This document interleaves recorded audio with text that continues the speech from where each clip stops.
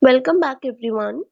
So this video is for the students of class 7th, subject English, and this is my revision video. In this video, we shall revise our lesson number 3, Gopal and the Hilsa Fish, poem 3, The Shed, and lesson number 3, adjectives of our grammar. Let's start with the first topic of the video, that is lesson number 3, Gopal and the Hilsa Fish. The main characters of the story are Gopal, Gopal's wife, the king, courtiers, who are courtiers, advisors of the king. The key points of the story are Hilsa fish season, talk on Hilsa fish only, king's order in the court, Gopal accepts the challenge.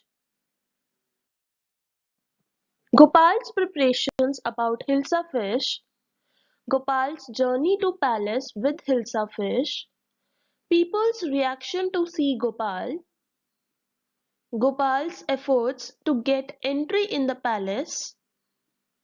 Nobody asks about Hilsa fish in the palace. Courtiers' reactions about Gopal. King asks about Gopal's appearance. Gopal's reminder about Hilsa fish. Congratulations to Gopal.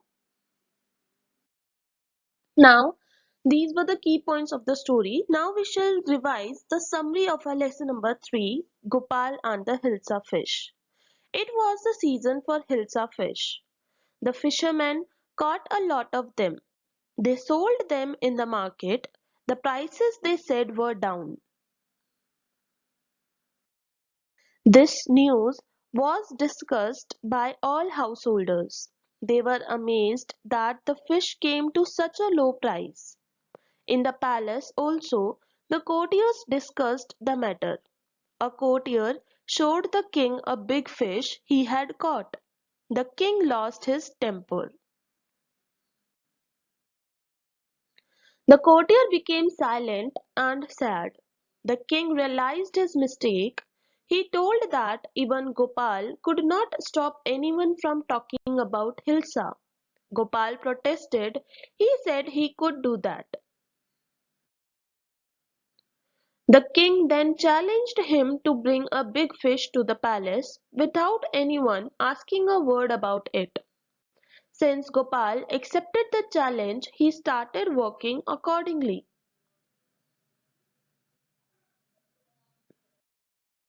He became half-shaven and covered himself with ash. When his wife asked him the reason about his peculiar or strange look, he said that he was dressing up to buy a Hilsa fish. His wife thought he had gone mad. Gopal bought the Hilsa and started walking towards the palace. A child cried that the man was comical. Another called him a madman. The third mistook him for a mistake. But no one talked about the fish. Gopal reached the court. He told the guards that he wanted to see the king. They did not allow him to enter. Gopal began dancing and crying loudly. They reported the matter to the king. The king ordered to bring him to the court. Gopal introduced himself before the king. The king asked him why he was dressed up in that fashion. Gopal explained that when he was coming to the palace, not a single man spoke about Hilsa fish. Everyone got attracted towards his peculiar or strange look. They did not mind the fish. The king remembered the challenge he had thrown to Gopal. He congratulated Gopal on his achieving the impossible.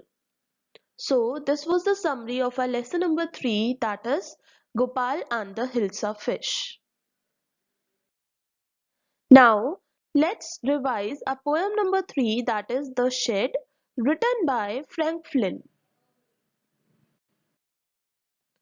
So, this is the shed about which the poet is referring to in the poem. Now, let's revise the summary of a poem, The Shed, written by Frank Flynn. There is a shed at the bottom of the poet's garden, and the poet wishes to visit it one day.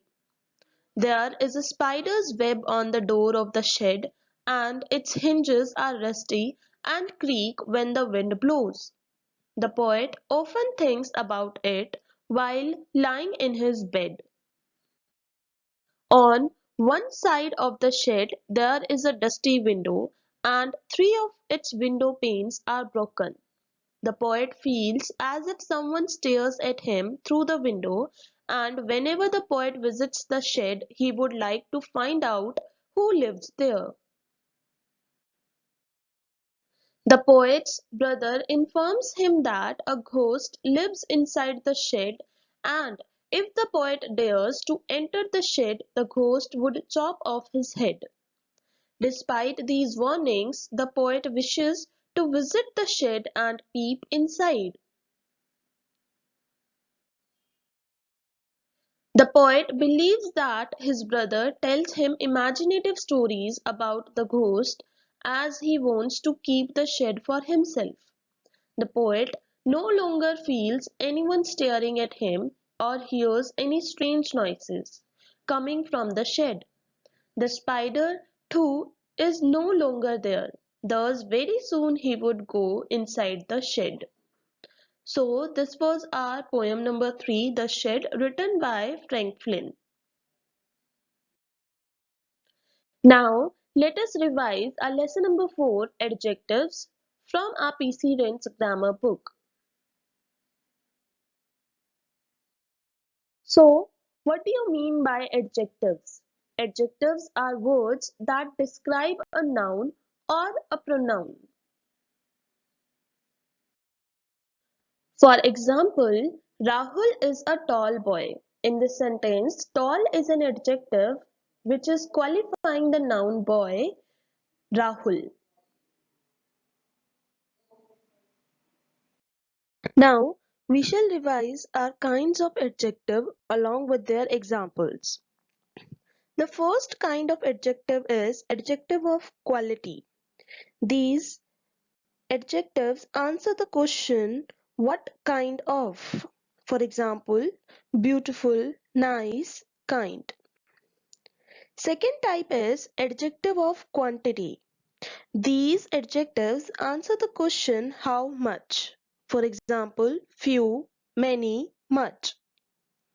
Next type of adjective is adjective of number. These adjectives answer the question how many. For example, one, two, thousand, etc. The fourth type of adjective is demonstrative adjective, and these adjectives answer the question which. Or we can say these adjectives point out the person or things meant.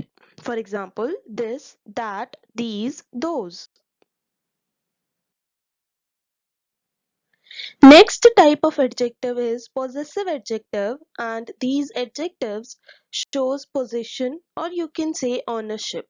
For example, my, his, her, its. Sixth type of adjective is indefinite adjectives which do not denote an exact number. For example, any, many, some, etc. Seventh type of adjective is interrogative adjectives, and these adjectives are used for asking questions. For example, which, what, whose. And eighth type of adjective is distributive adjectives which refer to each one of a number. For example, each, every. So the next topic is order of adjectives. When two or more adjectives come before a noun, they are usually put in the following order. The order is opinion, plus size plus age plus shape plus color plus origin or place plus material plus purpose. Let's have a look on the example. An attractive tall building. In this, there are two adjectives that are attractive and tall.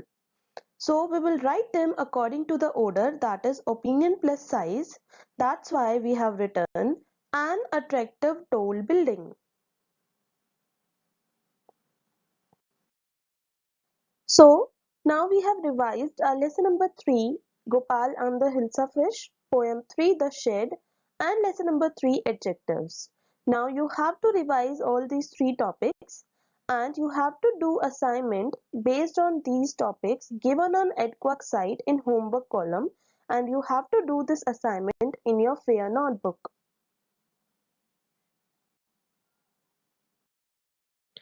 Now let us discuss the homework solution of our lecture number 2 of lesson 4, articles.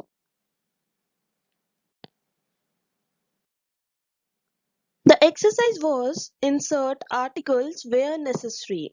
The first article is while there is life, there is hope. The answer is while there is a life, there is a hope.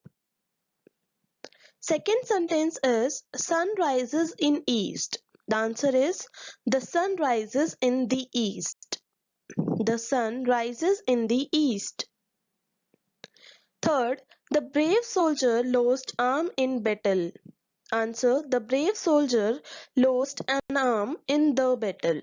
I repeat the answer. The brave soldier lost an arm in the battle. The fourth sentence is the doctor says it is hopeless case. Answer: the doctor says it is a hopeless case. The doctor says it is a hopeless case. Fifth, I like to live in open air.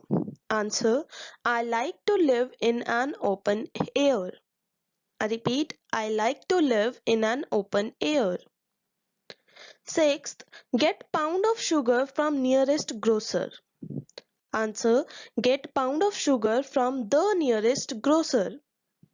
I repeat the answer, get pound of sugar from the nearest grocer. Seventh, set back clock, it is hour too fast. Answer: set back the clock, it is an hour too fast. Eighth, you must take care. Answer is you must take care. In eighth sentence there will be no article.